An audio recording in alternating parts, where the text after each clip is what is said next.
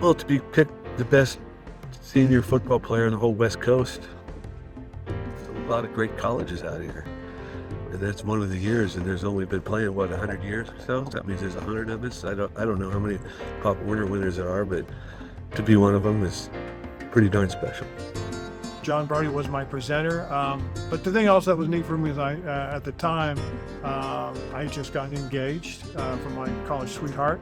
My parents and my future in-laws were there with us, and it was a good night. It really was. It was a great night. The festivities were really cool. He was a big part of football in the early days. Made it, almost a worldwide sport, and I think it should.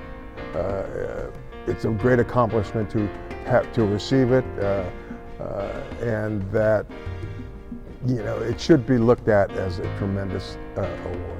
I think the rejuvenation of the Pop Warner Award is fantastic for football on the West Coast. I think certainly without a premier West Coast football conference, there's some challenges in telling the amazing stories of the young men who are playing great football out here. And so I'm thrilled that we're spending the time and energy honoring West Coast football players.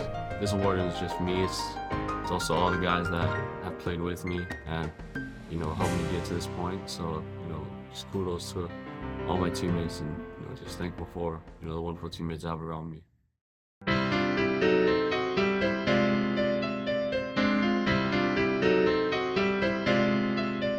It was mid-August, 1892, and forlorn 21-year-old Glenn Scobie Warner sat waiting for a train in Springfield, New York, oblivious to the growing popularity of the game of football on college campuses across the country.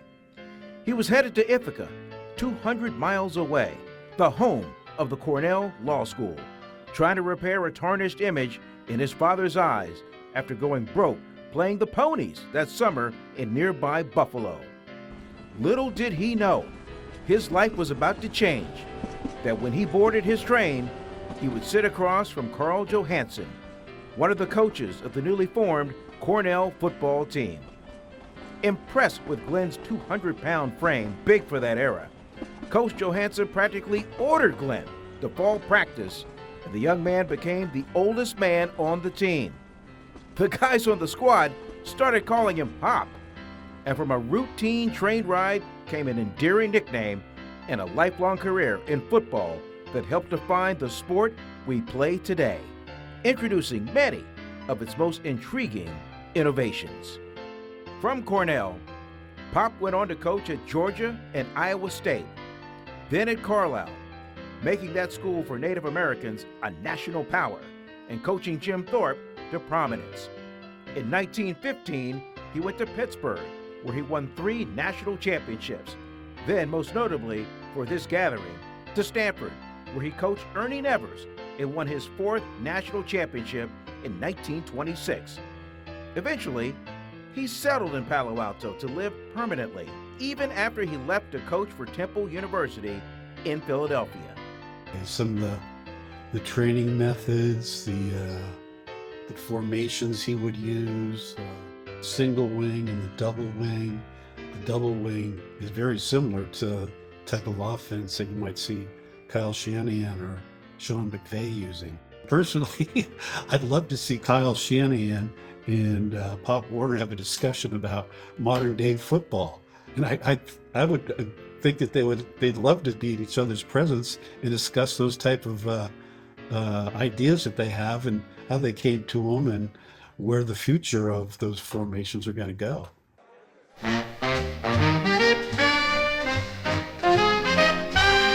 In 1949, the Palo Alto Live Oaks Club, the Palo Club for short, a group of prominent downtown businessmen with a passion for Pac-8 football, decided to honor their legendary citizen with the creation of the Pop Warner Award, which each year honor the best senior West Coast football player, lineman, or back. In an era when East Coast teams and athletes dominated the headlines of most sports, the Pop Warner Award shed light on quality West Coast football players like Eddie LeBaron, the first winner, Marcus Allen, and John Elway. Their annual $1 million banquets, in which the awards were given out, with the stuff of legend. I grew up in a Stanford family, so I went to every event that my parents could get me to. And then all these great players, as I started to pay attention more, were being honored just down the street at Ricky's Hide House, including none other than Ronnie Lott, Marcus Allen, John Elway. Unfortunately, I didn't get the award, but I was there when Ron Rivera played against me my freshman year. He got the award. When the award went away in 2005, a certain Stanford quarterback who remembered those banquets well decided to do something about it.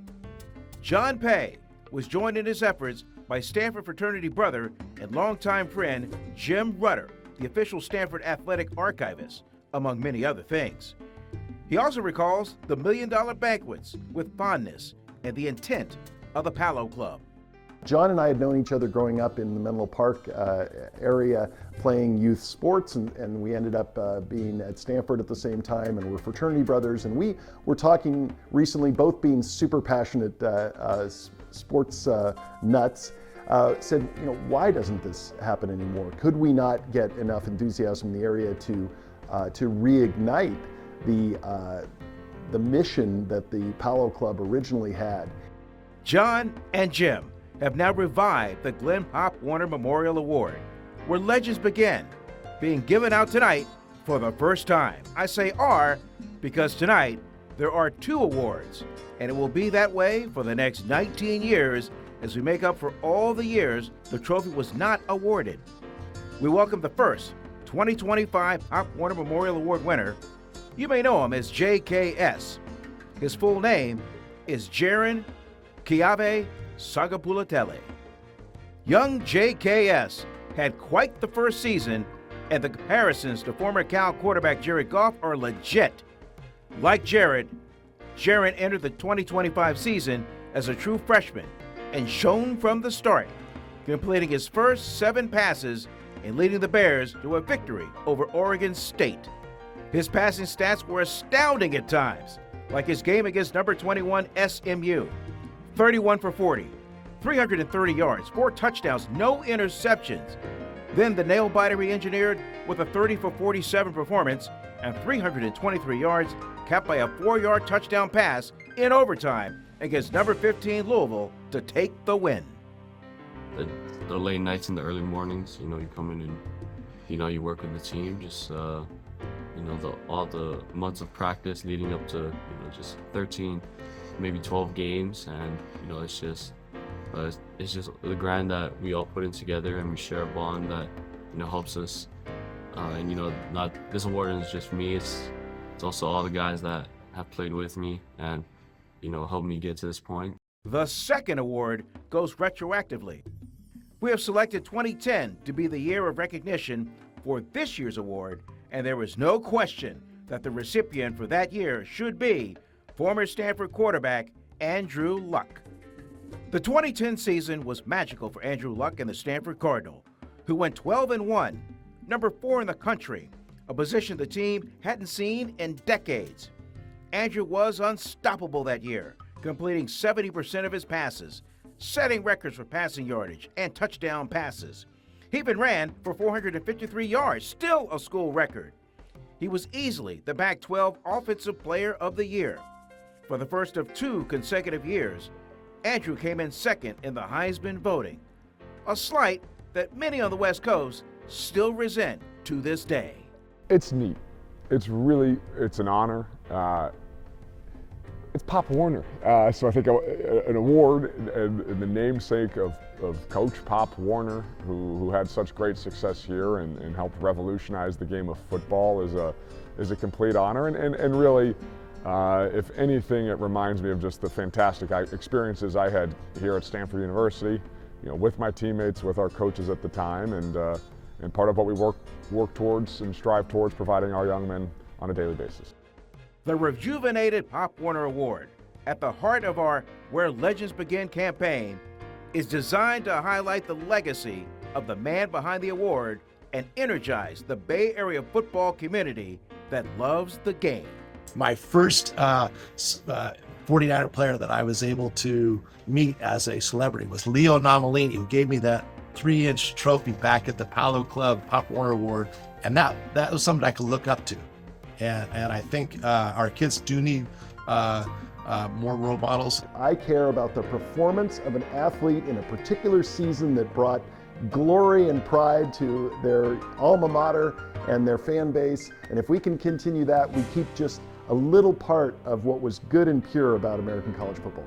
Maybe the players that won it could be on the committee to help pick the retroactive ones, because we're the ones who knew them and played during those years. And so it'd be an honor to look at those 15 years and see who the top picks are, and I'd be great. I'd give my vote.